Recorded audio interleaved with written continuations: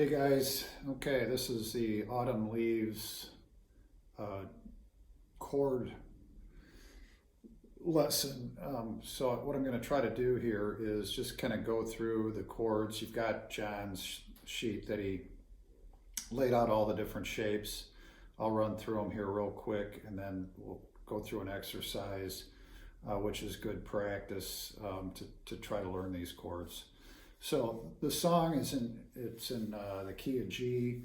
It's got seven main chords. There's four other ones that are in a small section of the bridge area, but we've got seven main chords, and I'll run through them and you can look along with the music, which I attached it to the email too. So there's notes that lead up to the beginning of the song, and it's E, F sharp, G. So, and that leads into the first chord, which is A minor 7. So there's a couple different ways you can do the A minor 7. There's in the fifth, based upon the root being on the sixth string, the low E. It's this shape. So see that? Or you could do it on the fifth string, would be this shape up here, and I don't have a cutaway, so I can't do the bar on the 12th, but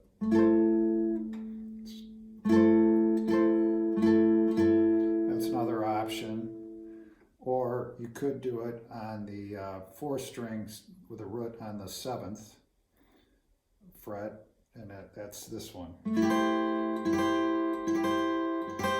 So those are your three options for the A minor 7. Then the next chord, so it goes from the A minor 7, and then there's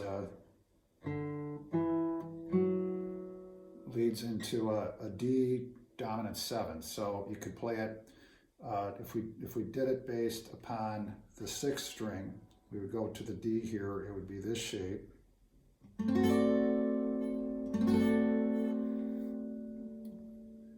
You got the bar there. If you did it on the fifth string, you could do it, there's two different ways you could do it. You could do it this shape, or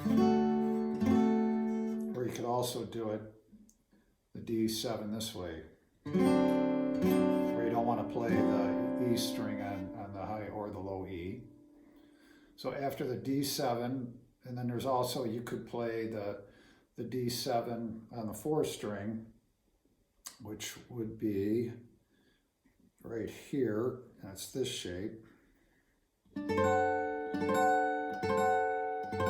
I think that doesn't really work for this song. It's too high of a register for it. So those are the three shapes for the D7. Then after the D7, so we had the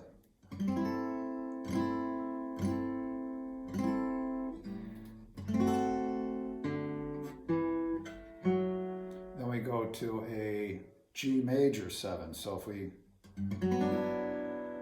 if you go on the sixth string, it's this shape where, and you want your index finger to dampen the fifth string. So it's, and not play the high E. So that's that option for the G major 7, or if you did it on the fifth string, you could play it right here on the 8th, and it would be, I'm sorry, the 10th fret. Or you could also play it, if your root was on the fourth string, would be on the fifth fret, and it's basically just these doing. So root and then a bar on the bottom three strings. So after the G major 7, which was right here, then we've got, it goes to a C major 7. And so if you did it, again, I'll do them in order from the sixth string.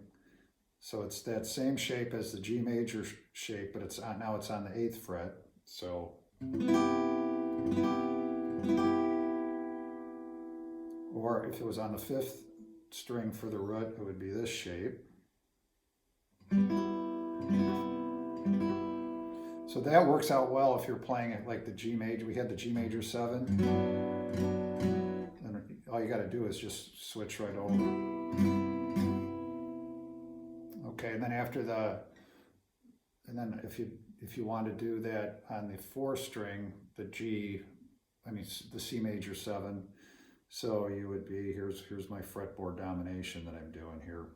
It would be on the 8, it would be on the 10th here. But again, I think all of these that are up here are too high for the song. It doesn't sound necessarily right, but if you were playing with another person, you had 2 guitars, maybe it would sound good. So after the C major 7, we have the half diminished, the F sharp minor 7 flat 5. So if we had the root on the 6th string, that's this shape. So again, you're dampening the A string, right? And you're just playing these 5 down the 5 strings here. So you've got it there. Or you could do it if the root was on the 5th string, it would be at the 7th fret, this shape, playing just the 4 internal strings. Or if we had the 4th string for the root, we would have to be, we would be F sharp, so we would play this shape here with a. So we've got the bar going across the 5th string. So then the next chord after that is a B7 chord, and you got a couple different options like the D7. So you could, if you're on the 6th string for the root, the B7 would be on the 7th. So you've got this shape here. If the root was on the 5th, you would be here where it's B, and you would do.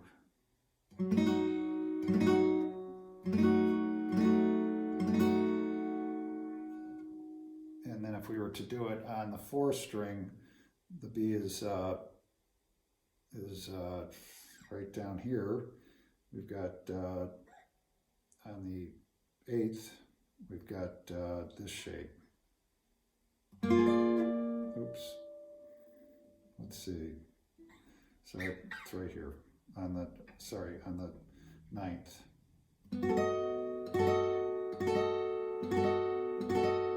So that's the B7. You could always, do our typical open chords, B7 up here too, but we're trying to keep from doing any open chords. And then the final one is the E minor. So that's not a 7th chord in here. You could play the E minor a couple different ways. Again, trying to keep it from no open strings. So this is the same like we have the D minor here. We would bar across on the 2nd fret for the 6th string as the root. So, I'm sorry, it would be the 4th string as the root here. We could do this here.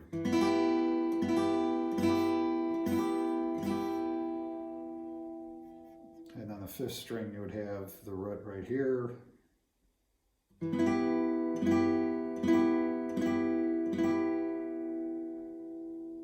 then, if we have our minor here, we're trying to keep that from being open. So I guess we could play it up here at the 12th. You'd have your minor. Again, I don't have a cutaway. So those are the main chords to try to work with. So what I did with this song to try to learn these chords is just try to stay within a tight frame here. So I just kind of go through these quickly. So I had we started out with the A minor 7. And then I went to the D7 with the root on the 5th. And then you got minor 7 on the 6, or G major 7 on the 6, and then the C major 7 on the 5th, and then you got the half diminished F sharp on the 6th, and then the B7, which was on the 5th. And then we got the E. I just did the E minor here. And then it cycles around again. So you got E, F sharp, G. But this time, let's do it up here. We can do the A minor 7 up here.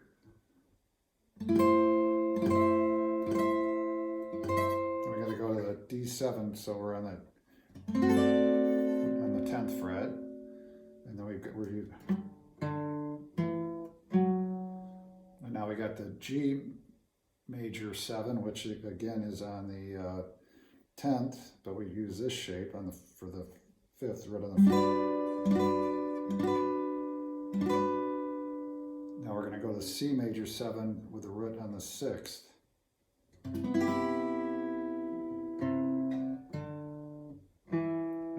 F sharp 7 flat 5 minor 7 flat 5 now on the 9th, and the B7 here with the root on the 6th, and the A minor, which would be on the root would be on the 5th, 7th fret.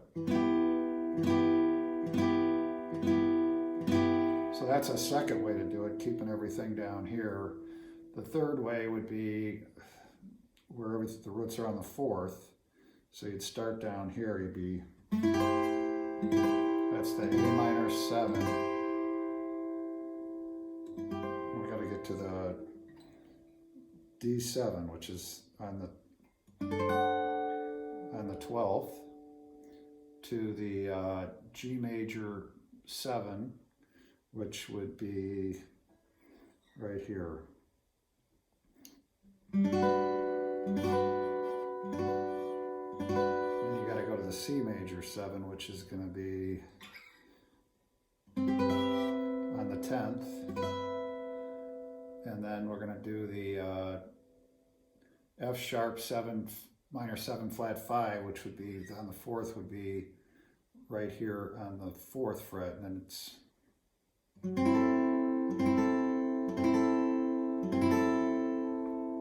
then the B7, which would be on the which would be right here on the 9th, to the E minor, which I already had showed you, which was like the D minor shape. So those are all your different options. So if you want to try to just work within the progression in a close area. So we could just again.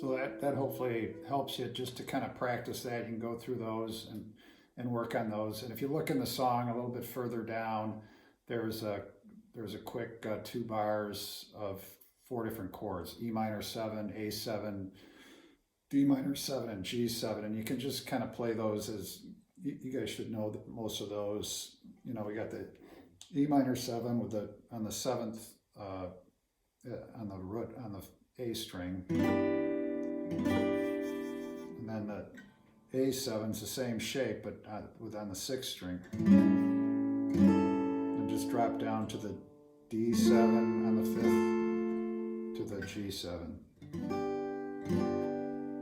And that's all the chords in the song. So hopefully that's helpful for you initially to just kind of get a feeling for the chords, and then just try to run through it slowly on all the different strings, and then staying within certain areas on the neck.